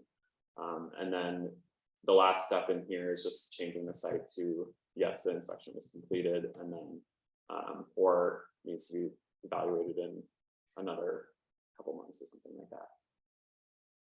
So that's all I've got for the live demo. Any questions about the apps or how that process works? I'm more curious about how to use the data, but I'll pause. And I'm curious about how much we can sell it. Actually, I mean, what you're using is, I mean, everybody uses the. Did you file IP for this? Well, there really isn't. Well, we customize it to our information, but we didn't create the app, right? It was, No. But so I did write very similar to the cell idea. It seems like you all attend conferences where this might be of value to Yeah, I others. think this is, Like a poster or demo there. yeah, no, I definitely think it should be submitted for some conference. Good. Discussions. And then we can sell it. Typically, we share with we don't sell. We benefit, I'm sure, I mean, I don't know what their experience is like using them for other watersheds. For peer reviewed publications, we do that too. Yeah, so, yeah. You mentioned continuing to upgrade it for flood information. Can you just tell me what the thought process is on that? Yeah, so we'd have to go through and identify what infrastructure is tied to flood risk throughout the district, using all the modeling efforts that have happened over the past several years. And then for those specific pieces of infrastructure, there'd likely be another question or subset of questions of, okay, is this going to impact structures? What type of structure? Roads? If it fails, so then it would just add to the immediacy of the maintenance. Thank you. Any other questions before I switch back? As we go to the CIP planning for future years, would that information be accompanied by some of the rankings proposed here as well? Yeah, I think so. When you see which will be next month, you'll see the list for approval for the following year. Definitely will be included in that. I'm assuming anyway, that was the plan. Yeah. I totally agree. Well, and I'm also thinking how wonderful it would be to actually see a picture associated with the CIP rationale. And so I'm really interested in how it's going to employ that way. Sure. I have a question about fallen trees. Okay. Willow trees in a creek, for example. They're over there. Maybe we passed one. I didn't see anything about, this has always been something I'm curious about, so maybe there's not a good answer, but is there a criteria for blockage that would include maybe fallen branches or debris in that area. I didn't see it when you crossed through it, and I thought that was like a flow through pipe or That was an outlet. outlet. But Yeah, there is a blockage, I think for all pipe related infrastructure, there's a blockage criteria, so. what about one of the creek spots? So if you were in doing a creek inspection spot, there would be, I'm assuming, a blockage or a tree down or, or some sort of. Yeah, there's a spot depending on how you would, or what you would select or what you're looking at would drop down different drop down menus like he was showing. But yes, there is a spot where we could do that and check, and then you take a picture and it would even drop a GPS point of that picture where it is and associated along specifically for creeks, where that is in the creek and all that jazz, because it doesn't have that changes from year to year inspection, where this CIP stuff is static stuff in the ground, always in the same location. I have a related tangential question, just speaking of trees and the creeks. I understand they're from Cliff, from being on this board forever, that they're very beneficial and they're great for things like fish and wildlife to lay eggs by and, habitat. And so say there was a disturbance of a tree or a branch in the middle of a creek, would the watershed district's policy be to try to preserve and just move that tree off to the side so it no longer bothers flow, but can still be habitat? Or would you just go take it out the water, throw it on the side of the hill? No, we would cut it off at the edge and try to get in there with manual labor if we can and do as minimal impact as we can. And just because a tree or a log or something fell in a creek doesn't mean we necessarily do anything at all. I mean, if you look around and there is no threat, no risk, and it's say, you just got an 8-inch log that's laying across, creeks meander a little bit. It creates habitat at some of that. Now, if there's a house, if there's a shed, something we're like, oh yeah, well that's impactful. Yeah, then we get it out of there. Yeah, it kind of would play really into that risk assessment that Tyler was mentioning as well.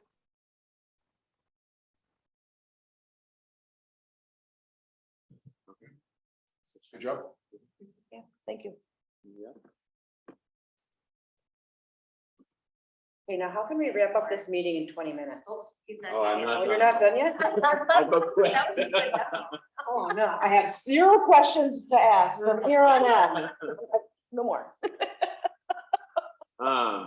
So yeah, once all the data is collected, it's downloaded in its raw form from the GIS database that we house. We wrote scripts in Microsoft Excel to format it. That's really just a logistical item on our end. But then all of the records that are taken that year are sorted and ranked by their scores. And so I think what you were getting at, Val, and in the memo is every year we'll have to set a threshold score to determine what sites get evaluated for maintenance, other than the ones that are just flagged for review and getting automatically evaluated. And that's going to change every year, because if there's a really good year and everything gets a score of 1 or 2, then maybe the threshold is 1.5. Whereas it's a really bad year and there's a lot of things on the list, maybe the score is 4 or 5 or 8 or 10. So that'll be a kind of engineering judgment year by year that we'll have to set that threshold score. And then again, anything that's really bad is probably going to get flagged for review and going to be a high score anyway, so it'll get evaluated. So to recap what we completed this year, we did the test run in May, like we've already talked about. And then we made a couple minor updates to some of the categories and criteria and just the function of how the tool worked based on staff comment. And then the full CIP was completed in August. And so this year specifically, the normalized scores range from 1 to 8.5. And there were 21 sites that got reviewed back in the office by Ramsey-Washington and bar staff, because they were either flagged or they were higher than the threshold score that we set. And the threshold score was 2 this year. And then the 1-page summaries were created with that has kind of all of the results from the criteria that we went through, and then the total score, the normalized score, and then all of the photos as well. And like Dave said, some of those were already passed to partners for maintenance, and some of that maintenance is already done. But we have the full list of 80 some reports that can be included and used to kind of determine this year's CIP list. And so I don't have that full list, that hasn't been finalized, or maybe it has, but that's for next month's board meeting. So just to talk about future updates really quick. Annual maintenance is just going to include updating any criteria that we find is either not useful or not getting us the right results that we want, or adding criteria that we find might need to be added, adding or removing sites that are on our list of inspection or in our kind of base map, and then tracking past year's data and getting that re-uploaded to field maps so that it's available for inspectors. And then additionally, review meetings with Ramsey-Washington bar staff for all these updates and other concerning questions and ideas. And then application updates as Ray, who owns GIS, updates everything. There might be some tweaking that we'll have to do to the applications. And then incorporating new features like the flood risks that we've already talked about. And I think that's my whole presentation.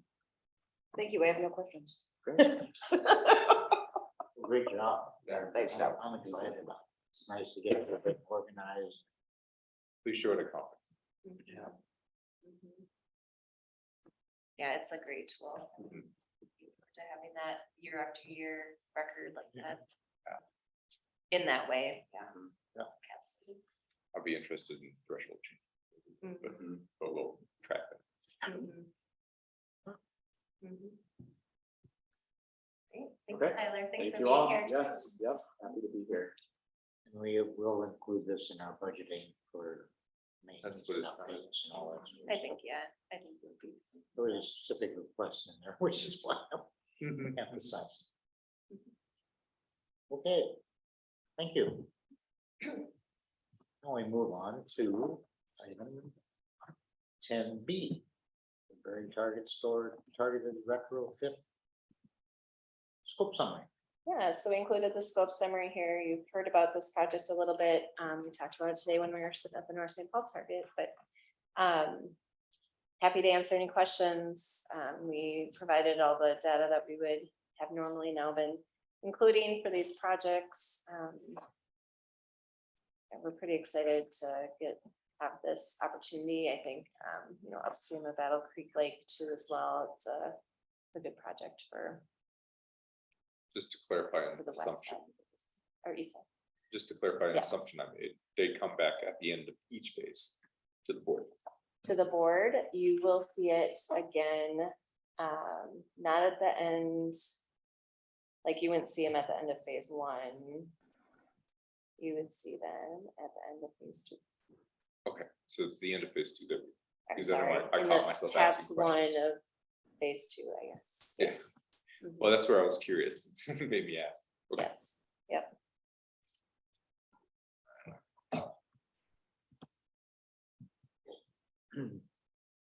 And do we need a, no, because it's not an action. We don't, it's not an action item, it's for your information and just so you understand that we're moving forward with it. Mhm. If you had any concerns, it would be a good thing. Appreciate the transparency. Thank you. Yeah, because we already said we would move ahead with this. Yep. So we're moving ahead. Okay, that brings us to the administrative report. Yeah, so I have my meetings attended, upcoming meetings. So the Watershed Excellence Award date is on there Tuesday, November 15th. As well as the annual MOD meeting dates, so that on your calendar as well. I've got my ongoing project updates. Happy to answer any questions about those. For the annual meeting for MOD, is anybody invited from the board? Yep, And we generally want to send at least two to be our representatives at the little local meeting where you vote on resolutions We can or all any go. other, We can all go. you can all go, yep. Oh, yeah, and it's also, like bar, I'm so old now, but I always wanted to go up there because like bar will like have a bonfire out back of their house they rented. It's And not people will be out in -20 drinking In beers case you're wondering why until. we're there. So it's a time, or we might have Well, I dinner. think with I'll just staff. say, first of all, that Brad would say, that's not bar, that hosts that. That is People Capital associated Region, with Capital our Region water does have district. a bonfire, but It's true. it is a It's good, fun. it's a really nice Cannot networking be event. And we usually host a dinner in our condo for any board members that are up there as well as other. Where you get to meet consultants. staff on a more personal level and and see how awesome you are. I think I'm already sold. Yeah, Yeah. so it starts on, just a quick update on You the said like beer. time. So the conference, the actual annual meeting starts on Thursday afternoon into the evening. But there's pre-conference workshops during the day on Thursday. There's a watershed management kind of 101, which they used to call new manager orientation, but now they just kind of cover just watershed management. It's mostly for board members. There's a staff development workshop, and then there's a drainage workshop as well. So that's during the day on Thursday. The program starts on Thursday evening and then all day Friday. And then Saturday morning is usually just a networking breakfast. And then Usually there's a talk by somebody too. So, yeah. Yeah. Really Thursday night, Friday night. Yeah. Friday.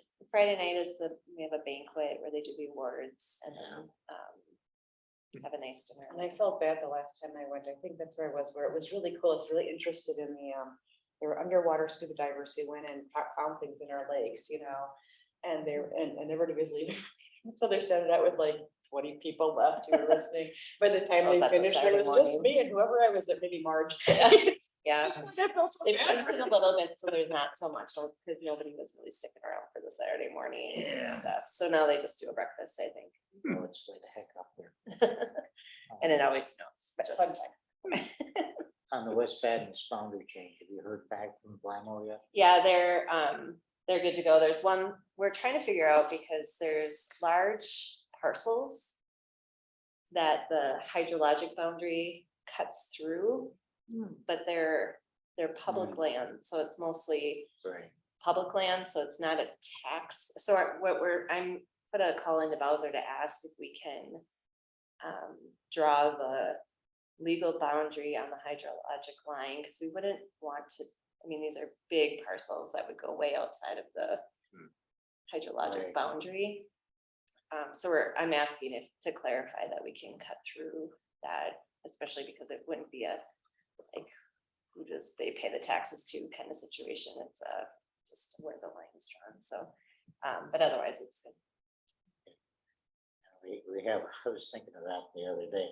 We have a slight risk. That is when we get everything done and we go to Madden State City Council, they're all new people we've never seen.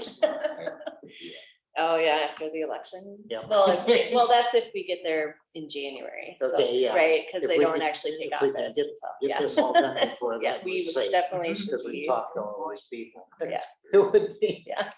I'm driving Yeah, around here we seeing all go. these signs and all of a sudden it dawned on me. oh, crap, I didn't even think about that. Yeah. All new people. Yeah, we'll get that before they actually leave Good. office. I'm glad to hear that. Yeah. Okay, And this conference sounds Yeah. really interesting, so maybe we can talk Yeah, I a little bit definitely about will. what you pick up there. I definitely next will. meeting. Yep. Oh, but back to that mock thing too, there's like for newbies, there's resolutions. Like we'll have an opportunity soon if we want to submit a resolution for the state That part law. is passed, but Oh, it already happened. we can look at, we'll look at it. Ship when- has sailed, that but ship every has year, sailed. yeah, if we want This to, is- yeah, push some idea. Yeah, that's the lobbying aspect of. yeah, it's definitely an interesting conference to go to. That's all I'm gonna say. Yes, good. That's all I had.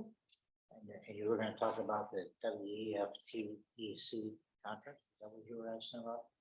Yeah, I just said I'll bring Yeah, we back, can so I come go back. next week and then Oh, I'll, okay. at the November meeting, Sorry. I can give some highlights. Okay. Any progress on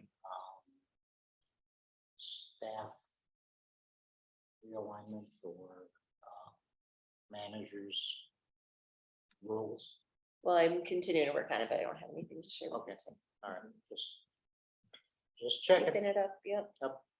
Just checking. Okay, good. Project and program status reports. Anybody have anything aside from me? I have one question. Okay. It was on the Ames Lake. There was an acronym that didn't, I know it's listed there, WRWG. That had a ranking of the areas, and I was curious in terms of like the willingness to work.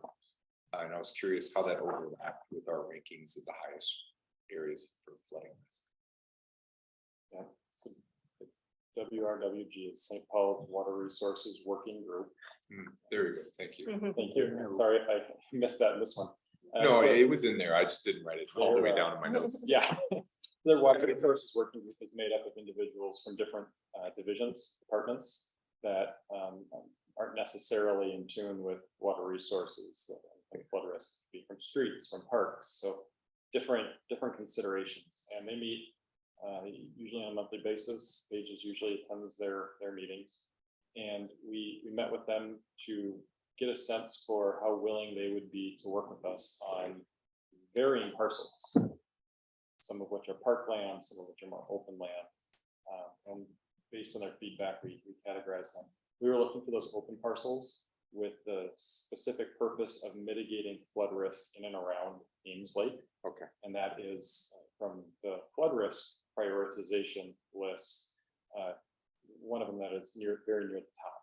Okay. And so just this past month, we had a really good discussion with St. Paul Housing and Redevelopment Authority, where they identified 2 parcels that are really near Ames Lake that are within the floodplain. And so there's And they, challenges with redevelopment, and they've offered to work with the watershed next year on feasibility studies that are specific to those parcels, so we can look at concepts to really mitigate flood risk at a very specific location, which is a really big step, because given the development within that part of the watershed, space for regional projects is really at a premium on that. so is it safe to then internal, what I think I heard is that the areas that we need them to work with us on that are high or needed for flood risk reduction, they're willing to work with us on.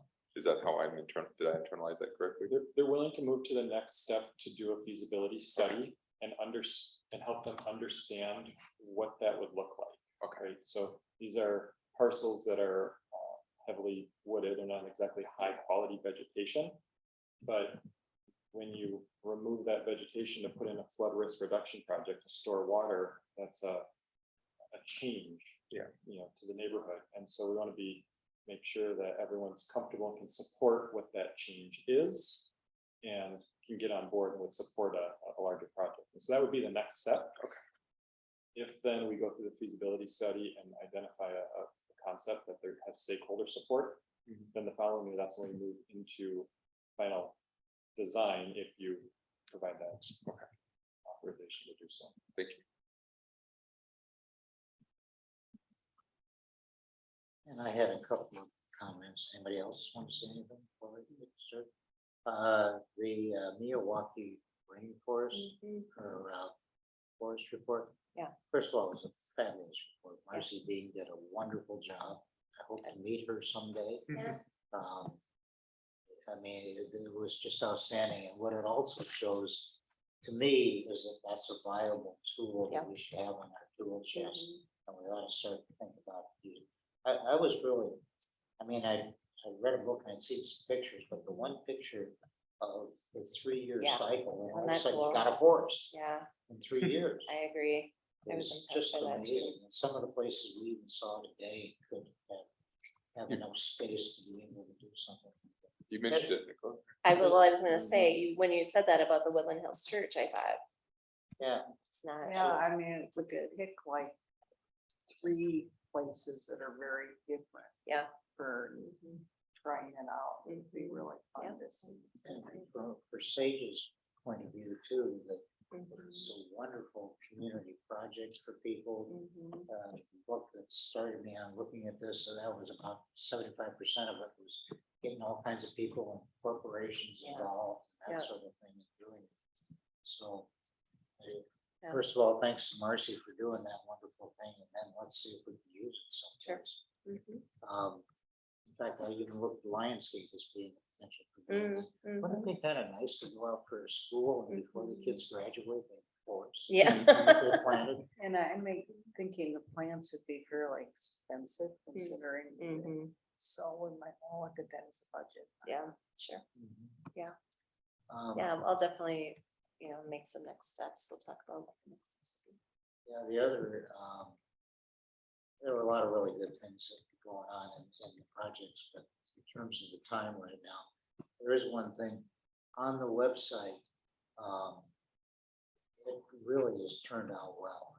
One of the things I really like, is when you go in and use it, that the announcement of the meeting is up the top all the Mhm. time, so you always know it's there, Mhm. and you can tell that things have changed. The other thing, I don't know if you all saw it today, but Lauren sent out the lake level thing, that is really cool. Yeah. Um, It was different than I expected to, but in a better way, yeah. Yeah, in I a thought it better was great. way. It's Mhm. really exactly what we're looking Yeah. at. I have communicated with her Yeah, on doing it, so that was, those two things were really good. That's coming along really, really well, in my opinion. thanks for that feedback. Yeah, I'm playing with it right now. I love things like this, as you maybe Yeah. know already. I just have one little suggestion about one of the wordings in there, but it's minor compared. The only thing was, so I'm looking at this one lake thing and it says 9:55. Yeah. Oh my God, I better get the kayaks out. And then I Yeah. realized they all said 9:55. Yeah, it wasn't linked to the, So, in test mode, I guess. yeah, I guess. Yeah, exactly right. Okay, anybody else have anything? No. Okay, do I have a motion to adjourn? I so moved. Second? All in favor? Aye. Okay, thank you. Yeah, Like thank your you little all. guy. Yeah, my son is not. Hi, everyone. Good night. Hey, everybody.